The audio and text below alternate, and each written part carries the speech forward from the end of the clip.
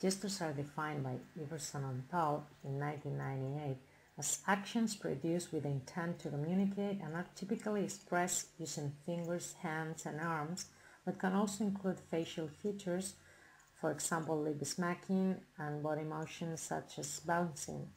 Gestures appear very early in infancy, and for example, there's a famous study conducted by Melthoff and Moore in 1983, and this study evaluated infants 0.7 to 71 hours after birth and found that infants were able to imitate facial expressions specific to open and closing mouth and sticking their tongue out. Researchers hypothesize that this form of imitative gestures means that language will later be built. Early developing gestures have themselves deeply rooted into imitative learning. So the thing is that infants and toddlers learn gestures through observational and imitative learning, and there is also an important social interaction component that to this imitative learning that is required. So communication must be developed from human interaction. In other words, radio or TV will not develop communication that can be interpreted and used in natural context. So here, what we thought as professors of Spanish is that our students wouldn't, and usually, well, our students, most of them, they are they are heritage speakers or second generation Hispanic speakers, and they couldn't learn gestures from radio or TV because sometimes many of them they were watching these radio TV programs in Spanish, but really they will only come or they will only learn these gestures from human interaction. So usually they are getting them from their parents, but also they should be learning these gestures in a school because most of the time we don't really teach gestures. Also it's really important, and we are not studying here the use of gestures by Anglo speakers, but it's really important because they don't have a lot of interaction many times with Hispanic speakers, so we really need to include exercises related to gestures in our classes.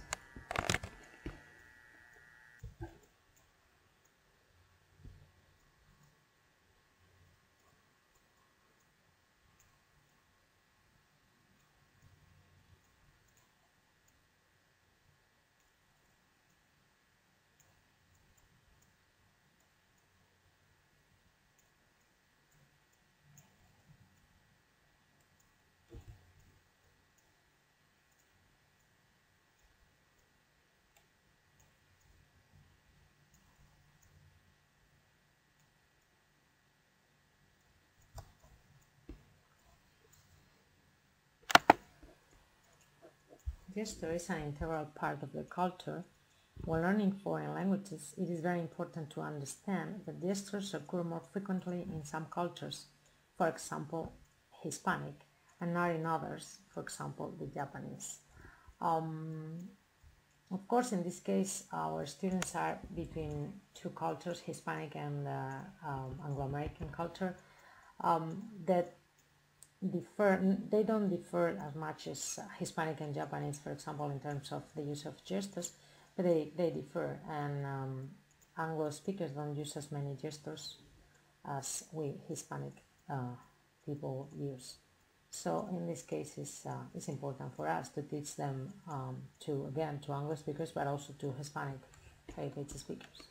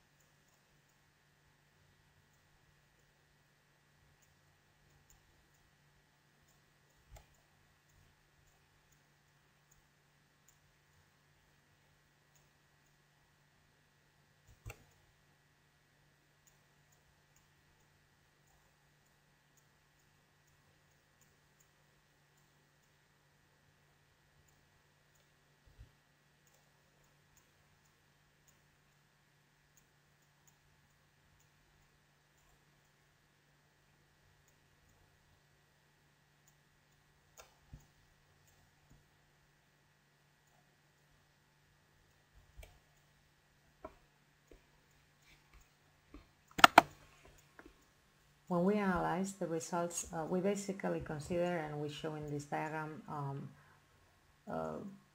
those that were able to identify at least 8 of the 10 gestures, and there was only one participant that identified all of them. 3 identified 9 and 14 identified 8, and the results then show in this diagram. They just shown those participants that identified at least 80% of the gestures. So of those, almost 40% they were born in the USA, and 48 were not born in the USA. So this makes sense, and most of those, I mean, not most, but usually those not born in the USA are able to identify more gestures than the ones born in the USA. Of course, these gestures, sometimes they are not really specific to the Hispanic culture. It's only that Hispanic culture uses more gestures than the Anglo-American culture.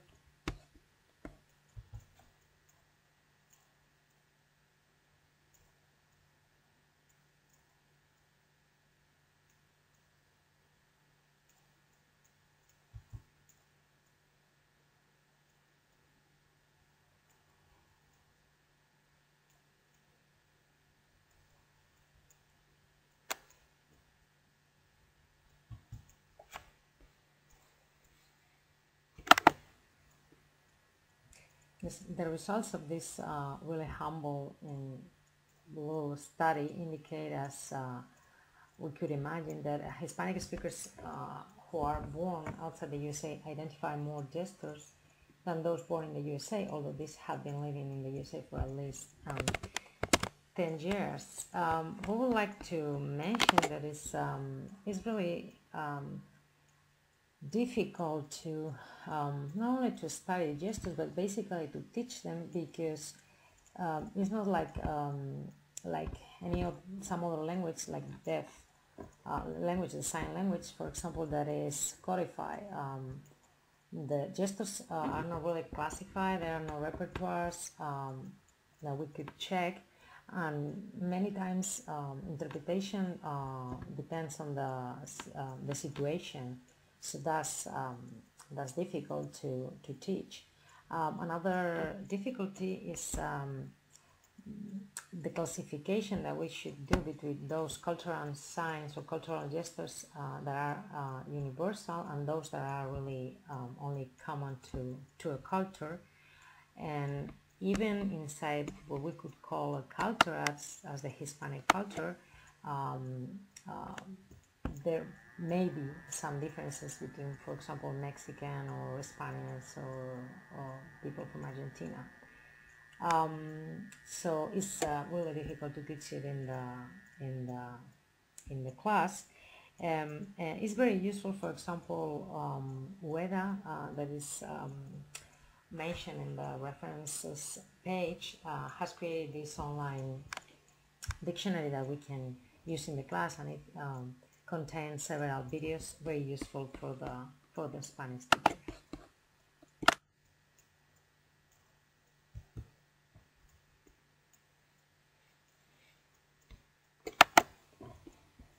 Given the fact that when we teach a second or foreign language, we need to develop the communicative competence of the student, that is culture and interaction, teaching non-verbal language is really important to the development of such communicative competence. And it's precisely in conversation, and that is the pragmatic level, where we find a bigger necessity of knowing non-verbal element. Being able to dominate that non-verbal element means to achieve an interactive fluidity that is complete, successful, and optimal. So we are talking about communicative competence in oral language, and that is something that we tend to forget when we teach second languages. We do a lot of reading exercises, and we tend to forget the oral. Sometimes we can even teach students when we are showing them poems. That is something that we are doing these days a lot. but we fail because we teach them the grammar on those videos, but we tend to not teach all the nonverbal language. So it seems that this is a system that is more non-conscious or less important than the verbal, but that's not true, because the nonverbal systems, they really occupy 60% of the communicative act, and they have different functions, and they really depend on the context to be interpreted. So we do lots of things with them. For example, we add information, we complete or substitute the verbal language. So we really need to teach them in our classes. We really need to work more with them, and as we say, there are several problems when we did GESTOS, and another one that we may add here is that they won't give any information to listeners that they are not trained to read them. And many times GESTOS are reflecting thoughts that they are not conveying in speech. So again, this is really important. So we really need to work with them in different ways.